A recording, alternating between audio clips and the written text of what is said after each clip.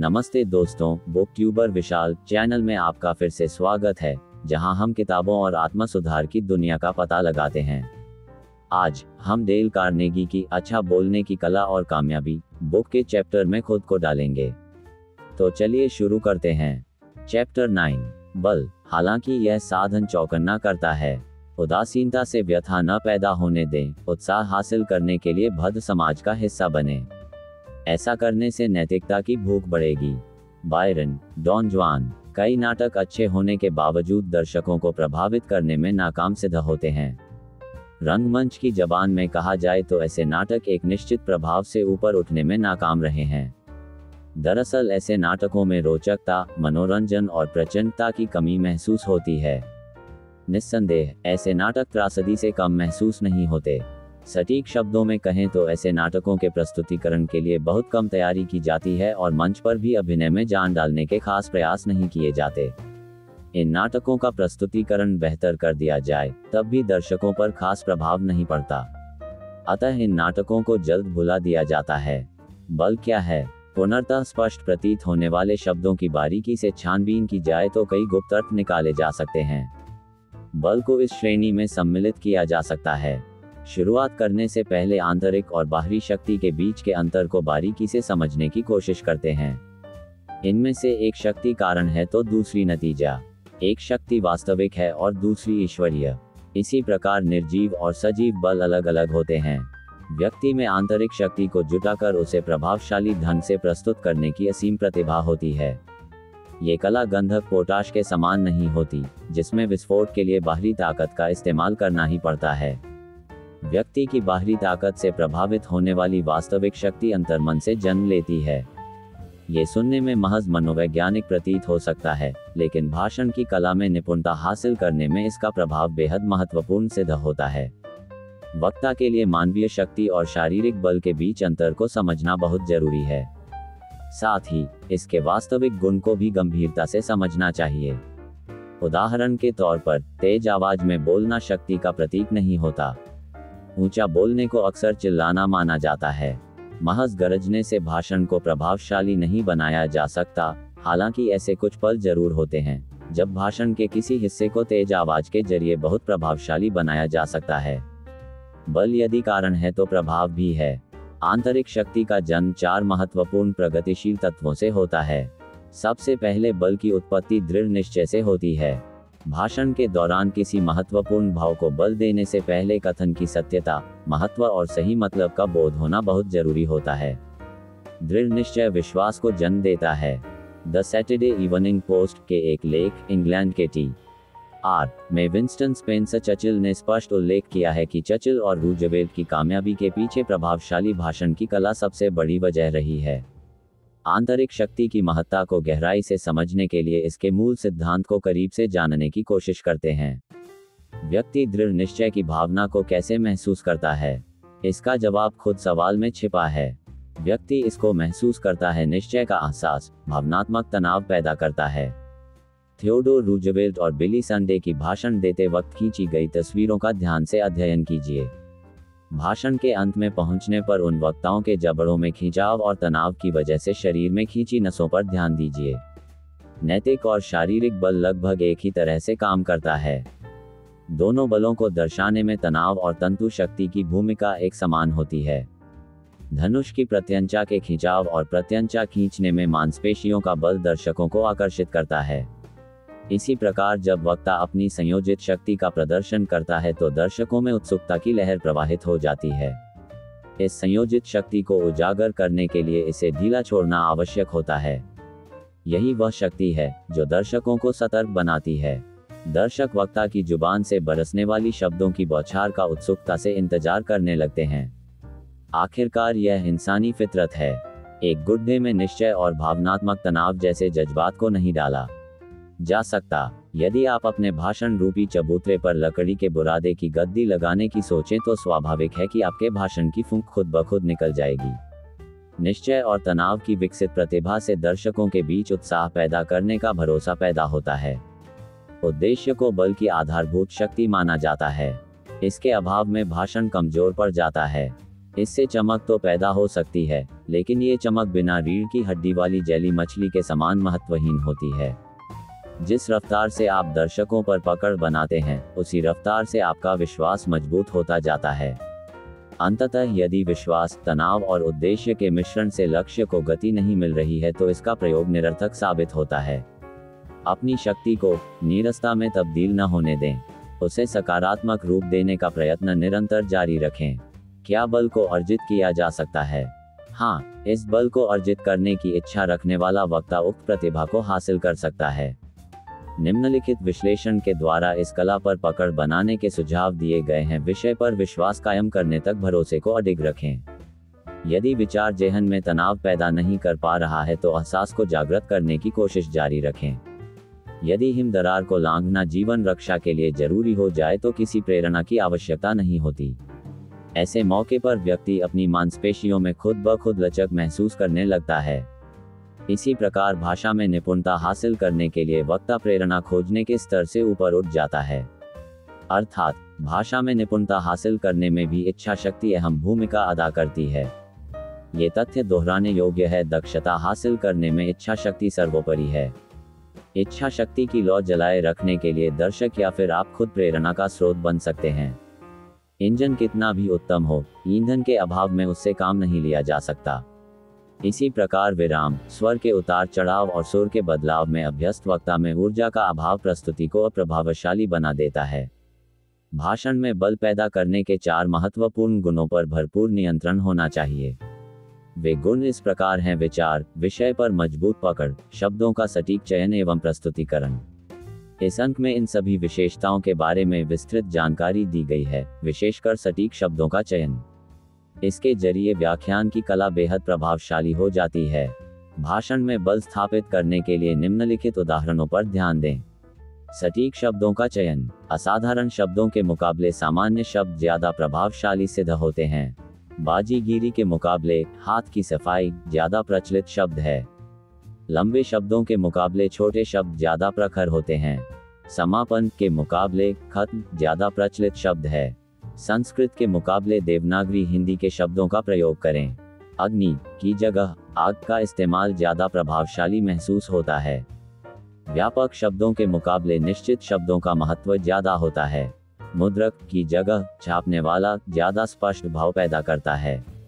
लक्ष्य साबित करने वाले शब्द निस्संदेह आमतौर पर बोले जाने वाले शब्दों के मुकाबले ज्यादा गहरा प्रभाव डालते हैं। उसकी शादी हो गई के मुकाबले आखिरकार उसने शादी कर ही ली से भाव की स्पष्टता बढ़ जाती है। शख्सियत से संबंधित अपशब्दों के मुकाबले लक्षण दर्शाने वाले शब्दों का प्रभाव ज्यादा होता है। उस मक्कार इंसान से कह देना के मुकाबले उस चालाक लोमड़ी से कह देना जैसे शब्दों से भाव ज्यादा भद्र एवं प्रभावशाली हो जाता है। शब्दों को क्रमबद्ध करना। वाक्य की शुरुआत ध्यान आकर्षित करने वाले शब्दों के साथ करें। प्रोफेसर बैरेट बैंडेल के मुताबिक प्रतिष्ठावान शब्दों के साथ वाक्य का अंत करें। कमजोर विचारों के सम्मुख गहन एवं गंभीर विचार प्रस्तुत करें। इस वैचारिक तुलना से आत्मविश्वास बढ़ता है। भाव को ज्यादा विस्तार से प्रस्तुत नहीं करना चाहिए। छोटे वाक्य ज्यादा प्रभावशाली होते हैं। निरर्थक शब्द को भाषण से छांटने की कोशिश करें ताकि अहम शब्दों पर विशेष बल दिया जा सके। आम घरेलू कहावतों का इस्तेमाल औपचारिक और दार्शनिक विचारों के मुकाबले ज्यादा प्रभावशाली होता है। वाक्यों में गहन विचार को सही स्थान दें। इस प्रकार विचार के महत्वपूर्ण हिस्से को ज्यादा बल प्रदान किया जा सकता है। लेकिन किसी ने कहा है, विषय के दिलचस्प हिस्से पर निर्भर होने से प्रभाव नहीं जमता। उसके मूल भाव, स्पष्ट तौर पर की गई व्याख्या और प्रस्तुति का सौंदर्य दर्शकों को आकर्षित करने में ज्यादा कारगर साबित होता है। किसी व्यक्ति को बलपूर्वक आकर्षित करने के मुकाबले उसे मोहित करना ज्यादा उत्तम तरीका है। बल का प्रयोग क्यों किया जाए? यह नजरिया वास्तविकता के बेहद करीब है, लेकिन पूर्ण रूप से वास्तविक नहीं है। स्पष्टता, धारणा, सौंदर्य एवं सत्य की साधारण व्याख्या करना आवश्यक होता है। निश्चित ही इन गुणों के मिश्रण से प्रस्तुतिकरण में 4 चांद लग जाते हैं। छोटे मोटे प्रहार की परवाह करने वाले वक्ता आक्रामक संदेश देने में विफल साबित होते हैं। जिस तरह सख्त चमकीले पत्थरों को रगड़कर चिन्हगारी पैदा नहीं की जा सकती, उसी प्रकार मात्र सहजता से दर्शकों में जिज्ञासा पैदा नहीं की जा सकती। दर्शकों से भरे मंच के सम्मुख अभिनय करते समय यदि आप भावुकता के साथ कहें, मुझे लगता है कि नाट्यशाला में आग लग गई है, तो जाहिर तौर पर दर्शक हंसी से फूट पड़ेंगे। यदि इस भाव को चिंता और बौखलाहट के साथ व्यक्त किया जाए तो दर्शक एक दूसरे को रौंदते हुए बाहर के दरवाजे की ओर भागना शुरू कर देंगे। वक्ता के मिजाज और भाषा के प्रभाव से संदेश दृढ़ हो जाता है। किसी यादगार भाषण में मुझे लगता है, मुझे पता लगाना होगा, मेरी राय में, और शायद ये सच है, जैसे भाव का उपयोग नहीं किया गया है। वक्ताओं के आत्मविश्वास और निर्भीक भाषण शैली ने ही महान व यादगार भाषणों की नींव रखी है। दरअसल इन वक्ताओं ने शब्दों के जरिए अविनाशी सत्य को जाहिर करने की हिम्मत दिखाई है। ईसा मसीह के बारे में कहा गया है कि साधारण व्यक्ति ईसा मसीह का प्रवचन बहुत आनंद से सुनते थे। क्यों? दरअसल ईसा मसीह पूर्ण विश्वास के साथ शिक्षा प्रदान करते थे। दर्शकों पर इस बात का प्रभाव नहीं पड़ता कि आपके मुताबिक क्या सही है और आपकी मान्यता क्या है। भाषण में दर्शकों को आकर्षित करने की ऊर्जा होनी चाहिए। बोलने से पहले विचार की सत्यता को परखा जाना चाहिए, फिर उस विचार को ब्रह्म सत्य के तौर पर प्रस्तुत करना चाहिए। दृढ़तापूर्वक विचार की सत्यता को प्रमाणित करना चाहिए। विचारों की घोषणा चुनौतीपूर्ण लहजे में करनी चाहिए। यदि आप विश्वास के साथ नहीं बोल सकते तो बेहतर है कि चुप रहें। एक कट्टर विचार वाले युवा मंत्री में वह कौन सी शक्ति होती है जो हठधर्मी होने के बावजूद दर्शकों को प्रोत्साहित करने में कामयाब हो जाता है। मेरे दोस्तों, जो मैं आपको मानता भी हूँ, कर्तव्य के नाते आपको बताना चाहता हूँ कि पश्चाताप ही पापों को धोने का सही मार्ग है। पश्चाताप से पाप पूरी तरह घुल जाते हैं, साथ ही सत्य के मार्ग की जानकारी मिलती है। लेकिन इससे बड़ी सच्चाई यह है कि यदि मैं भी आपको यही शिक्षा देने लगूंगा तो सभी लोग पश्चाताप का मार्ग अपना लेंगे, फिर यहाँ कोई नहीं बचेगा। प्रभावशाली भाषण में एक युग से संबंधित दर्शन प्रस्तुत करना चाहिए। आज के दौर में उत्साहहीन और बेमन से प्रस्तुत किए गए भाषण को कोई नहीं सुनना चाहता। आज के युग में समाज दुनिया भर की जानकारी रखता है, लिहाजा भाषण और विचारों को प्रचलित करने के लिए वक्ता को दर्शकों के मिजाज को समझना चाहिए। पहली कतार में बैठकर किसी प्रसिद्ध नाट्य रचना को गौर से देखिए। ध्यान रहे, रोमांचक नाट्य रचना हास्य रचना नहीं। नाटक देखते समय कहानी से अपना ध्यान पूरी तरह से हटा लीजिए और प्रस्तुतिकरण की तकनीक एवं कलाकारों के अभिनय पर ध्यान केंद्रित कीजिए। नाटक के अंत में अभिनय में विशेष आकर्षण एवं प्रबलता का अनुभव होगा। इस अध्याय में यही प्रस्तुत करने की कोशिश की गई है। दरअसल पूर्ण रूप से सुनियोजित, नियंत्रित और कोमलता से किया गया बल प्रयोग दर्शकों के मन पर अमिट छाप छोड़ने का काम करता है। बल का प्रयोग कब किया जाए? दर्शक और स्वर्ग के राज्य निवासी समान होते हैं। दर्शकों को जबरदस्ती मोहित नहीं किया जा सकता। भाषण के एक बेहद नाजुक पहलू पर सौंदर्य और शांति को एक ही भाव में घोलना पड़ता है। बल की उत्पत्ति विरोधाभास के दो अनंत किनारों में से किसी एक किनारे पर होती है। इनमें से किसी एक किनारे, यानी बल या शांति, को भाषण का आधार नहीं बनाया जा सकता। इन दोनों भावों का सटीक इस्तेमाल करना चाहिए। भाव के निरंतर उतार चढ़ाव से दर्शकों को आकर्षित करने वाली ऊर्जा पैदा होती है। सूर्योदय के सौंदर्य की व्याख्या करते समय जितना जोर चिड़ियों के चहचहाने, फूलों के खिलने और प्राकृतिक सुंदरता पर देना चाहिए, वहीं लोगों की चहल पहल, शोर शराबे और दूर से आती रेलगाड़ी की गड़गड़ाहट का जिक्र भी उसी उत्सुकता से किया जाना चाहिए। ऐसे व्याख्यान में दर्शकों की सोच को खुलने का भरपूर मौका दें। याद रखें, कई दिमागी तिजोरियों की चाबी खो चुकी होती है। इन तिजोरियों को खोलने का प्रयास करें। जब मैं इस भाव को समझाने की कोशिश करते हुए लिख रहा था, निश्चित रूप से उसी वक्त कहीं कोई ठेकेदार किसी इमारत के लिए जमीन एकसार करने की मंशा से पहाड़ियों को बारूद से उड़ा रहा होगा। अर्थात कार्य में विश्वास रखने वाले व्यक्ति को बारूद से नहीं घबराना चाहिए। भाषण के दौरान प्रभावशाली प्रस्तुति के लिए आखिरी तर्क यह है कि विचार का आधार तैयार करने के लिए व्यापक एवं स्वतंत्र सोच होनी चाहिए। यही वजह है कि कुछ भाषणों को सुबह के प्रसारण में विशेष स्थान दिया जाता है। अप्रभावशाली प्रस्तुतिकरण की वजह से बहुत से बयान अपरिपक्व एवं बढ़ा चढ़ाकर पेश किए गए महसूस होते हैं। लेकिन दिलचस्प है कि दर्शकों का ध्यान खींचने में यह विधि कारगर सिद्ध होती है।